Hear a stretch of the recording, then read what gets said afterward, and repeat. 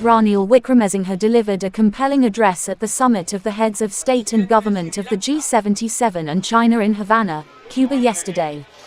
In his speech, President Wickremesinghe emphasized the crucial role of science, technology and innovation in overcoming the current development challenges faced by developing nations worldwide, the president's media division reported. President Wickremesinghe began by commending Cuban President Miguel Diaz-Canel Bermudez for convening the group of G77 plus China Summit in Havana and acknowledging Cuba's historic role as a champion for the concerns and aspirations of developing nations within various multilateral forums. He noted the unprecedented challenges confronting the Global South, including the pandemic, climate change, food, fertilizer and energy crises, which threaten the achievement of sustainable development goals and exacerbate the global debt crisis. President Wickremesinghe then delved into the historical perspective of technological development, highlighting how Europe's advancements in the 15th century, such as gunpowder, cannons and ocean-going ships, enabled it to conquer other parts of the world, resulting in the technological divide seen today.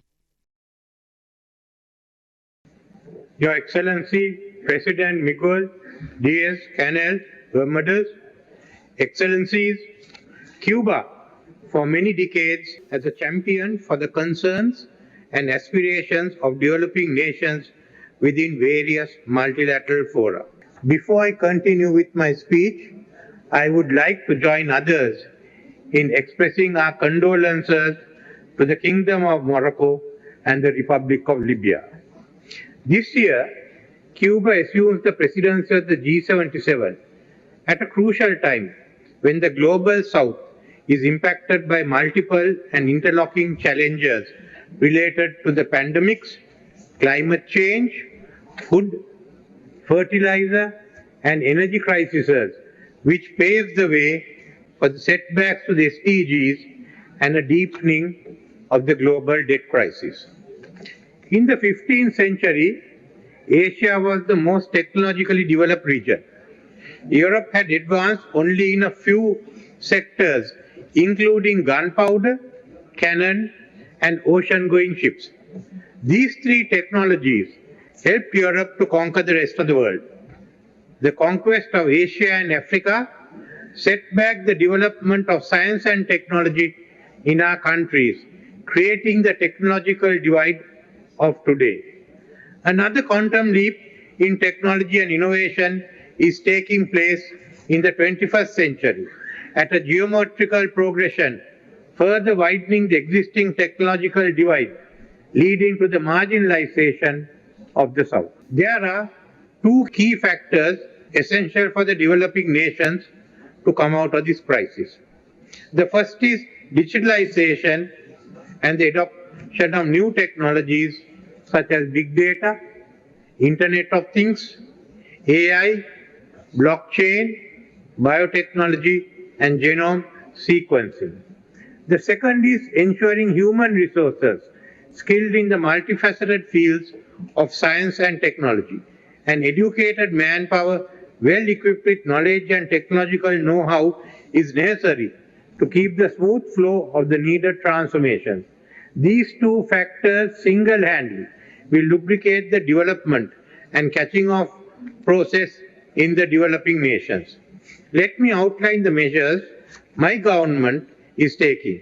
A continuing economic restructuring process after the financial crisis of 2022 provides us with a chance to harness the potential of science, technology and innovation to our future trajectory of sustainable development and high growth. We are currently evaluating the performance of all our existing science and technology research institutes, some of which are underperforming. To promote the utilization of new technologies for Sri Lanka's growth, the government will establish a Technology and Innovation Council as well as a Digital Transformation Agency. Our universities currently do not have the capacity to create the requisite number of technology specialists. Therefore, we will establish 4 new universities focusing on the new technologies. One of these is the outcome of the technological cooperation between India and Sri Lanka. The International Climate Change University will be the 5th. The digital divide presents significant challenges to the development in the global south. These include limited access to costly technology, inadequate digital skills and infrastructure, cultural and institutional barriers, and financing constraints. Global trade barriers further compound these issues. To overcome these challenges, the G77 and China must establish an effective mechanism for cooperation. Otherwise, our endeavors will be limited to words. We must immediately reinvigorate the Consortium of Science and Technology and Innovation for the South, the COSTIS. This will be a test of our commitment. In addition, a revised program of action with many other proposed new measures is required. These measures should include collectively creating technological platforms modeled on the European Union's technology and innovation platforms in the following fields: digitalization, health, medication, AI, and renewable energy, including green hydrogen. 2. Interested G77 countries must make a commitment to earmark 1% of their GDP for R&D. This has to be achieved over a decade. And 3, we must foster collaboration between governments and the private sector. The brain drain from south to the north and the resulting loss of educated manpower is another threat to the development of science, technology, and innovation of the south. China, India, Japan, and South Korea have developed science, technology, and innovation by nurturing their own manpower. Therefore, we must ask for compensation from the north for the loss of our manpower. Strengthening South-South cooperation can also play a significant role in addressing the critical issues of expanding our human resources. Sri Lanka urges the Group of 77 and China to work together to introduce a scheme similar to the Colombo Plan to increase collaboration, exchange best practices, and push policies that harness the transformational potential of science, technology, and innovation amongst us. Sri Lanka is committed to supporting the new Havana Declaration. We must ensure that the collective voice of G77 and China is heard in the international fora.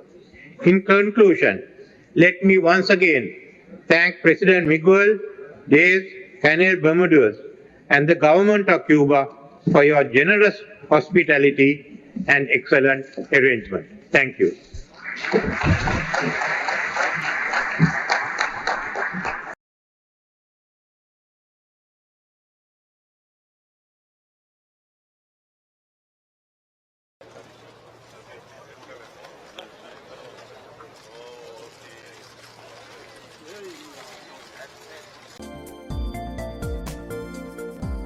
For more latest news, subscribe to FTTV.